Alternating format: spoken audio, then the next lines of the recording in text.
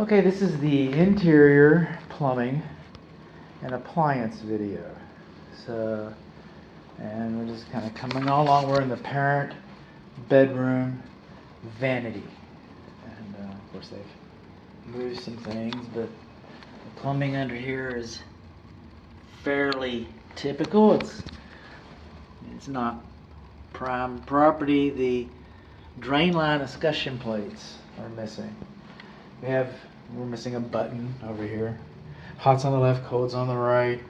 The surface of the parent bathroom left, that would be the north vanity. The surface on that's pretty rough. This commode in the parent bathroom. This commode is a slow fill. When you flush it, it's fine. Seems good. It's good siphon action. This is the only bathroom that has a bath heater. It's got a radiant heat right there. Our fans vent directly into the attic space. We can see in the parent bathtub that there's been some plumbing work done here, but the hot and cold are and this is a mix-it. And the hot and cold, even opening it and adjusting the hot and cold is next to impossible. Okay, I'm familiar with this animal. I know that fixture. And when they start leaking and the water starts crossing over, a good temporary fix is to go in and take the washer out of that and put a cone washer in that. And then it makes it very hard to turn on and off and very hard to adjust the temperature. And that doesn't fix the fact that the seat is got niched and worn and compromised inside of that valve. And really the only solution for that is to take that valve out and replace the whole animal. There's some aftermarkets where you can drill them out and add a seat. And by the time you buy the kit, because you're not going to need it very often. So if a plumber already has the kit, he might be able to fix it for a little less, and it won't last as long either. I mean, I used to have 310 apartment units, and a lot of those were 2 bedrooms and a couple 3 bedrooms. And a lot of mix-it valves. I know what that feels like. And that's what's happened. Now this is both of the bathtubs. The drain stoppers are loose. Both of the bathtubs, the porcelain finish is in very poor condition. This surface. This is the nicest one. Parent bathroom, right one, the south lavatory. We're moving along to the hall bathroom. And by the way, we're going to kind of mix this up a little bit because it is an appliance, air conditioning. The air is coldest coming out of this register. And the air is warmest, which is kind of ironic because they're so close, coming out of this register. Okay. Another thing that's appliances is smoke alarms. And none of the smoke alarms are in the appropriate locations. They've all been removed. They've all been taken down. All right. They've all been taken down. The only one that's still here is this one. When they turn yellow, that means that the manufacturer, this doesn't work, but don't even put a battery in that. Just replace it. When they turn yellow, the manufacturer does that on purpose. That's why you know that it's an obsolete system. So we don't have smoke alarms. That's another thing. And our air filter is right here in the hall. Thermostat should be programmable. That's already in the video. You'll see that, but you won't see this, so we kind of go 20 by 25 by 1. Let's see, they replaced it in 102320. So it's been a year, and it looks like it's pretty darn dirty, isn't it? Pretty darn dirty. So that's what we got here. And it's missing the little screws on it, but it closes pretty good. Closes pretty good. We do not have a heater in this bathroom like the other one. This is the fur down for the indoor air handler. Coming on along. Well, you know what? I said the other parent bathroom lavatory surface was the best, but no, this one is in the hall bathroom. And while this bathtub may not look as bad as the other one, it's pretty much bad. It does hot's on the left, cold's on the right. It's a lot easier to operate. Drain stoppers are not there. Kind of coming along on here. Another one of those yellow smoke alarms needs to be replaced. Still no escutcheon plates. Oh, by the way, this GFCI only works itself. If you trip this, you're still going to have to go in here. GFCI is an appliance. And reset it here. This GFCI is the parent GFCI for both bathrooms, the front porch and the back porch. It's feeling kind of warm in here now because we're doing the heater as well. We did the air conditioner, we did the heater. A lot of our luminaries are inoperable, burnout, missing, call it what you will. Okay, nice and toasty. That's what we do. Alright. Cool. We'll just change our minds about that. We'll go into cool mode. Sticking with plumbing, we'll come along here. This is the kitchen sink. Vegetable sprayer works. We're missing our food waste disposal stopper. We're missing our strainer basket and stopper. So we got issues with loose stoppers on both bathtubs. And we've got a missing stopper here, and a missing stopper there.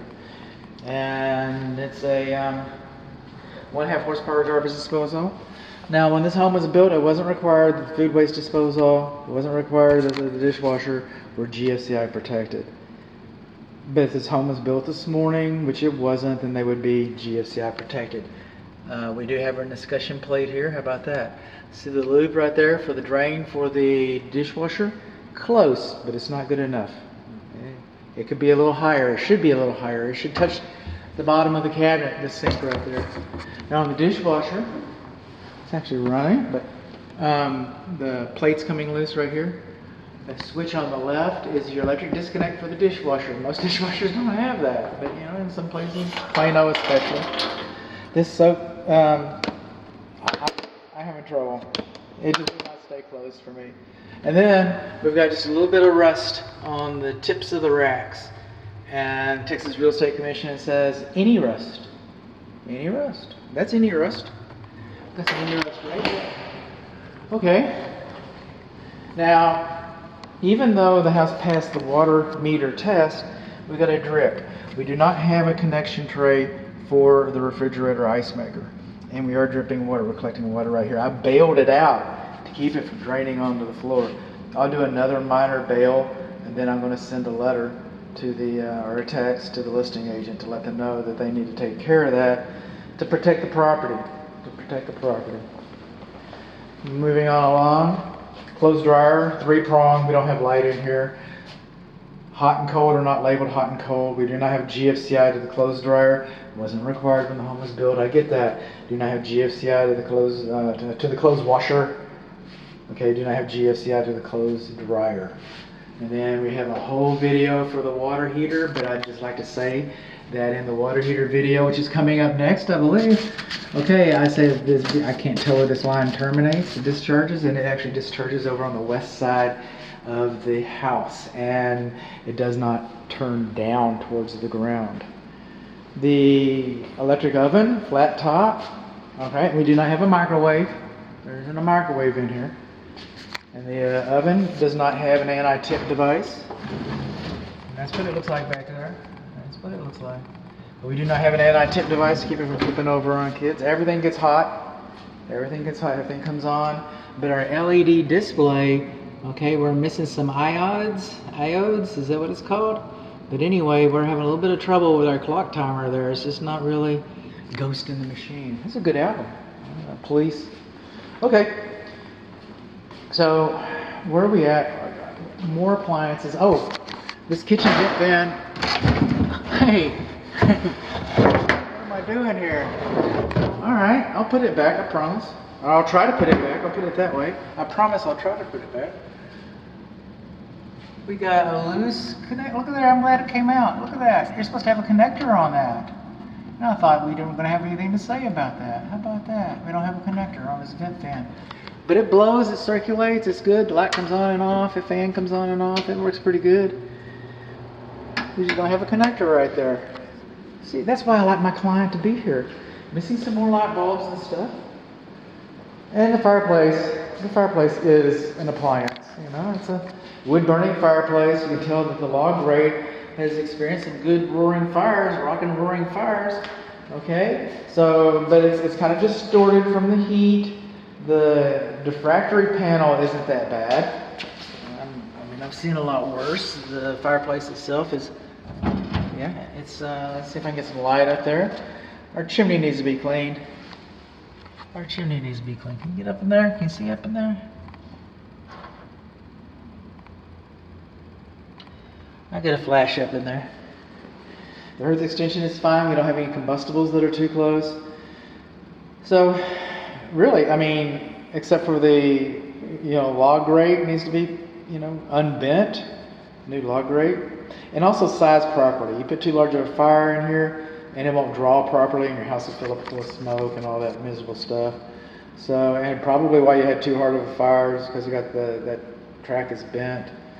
You got some movement around, but that's going to be on the interior video, which you've already seen. How about that?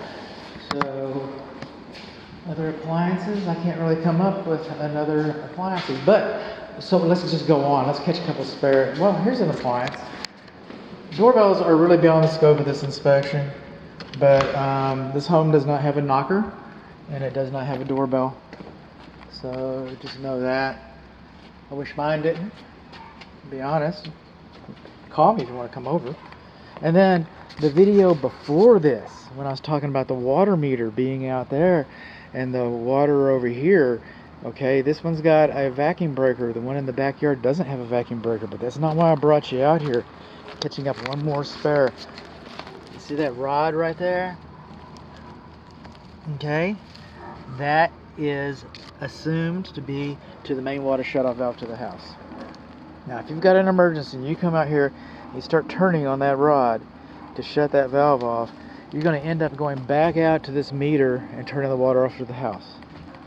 And then after you fix whatever's wrong inside the house that brought you out here to try to do this, after you fix that, then you're going to dig this up and replace that valve. So until you replace that valve, I would recommend that you use the meter. And, of course I'm going to recommend that you go ahead and replace the valve now, just as a routine update, You know it doesn't work. You know in your heart it doesn't work, so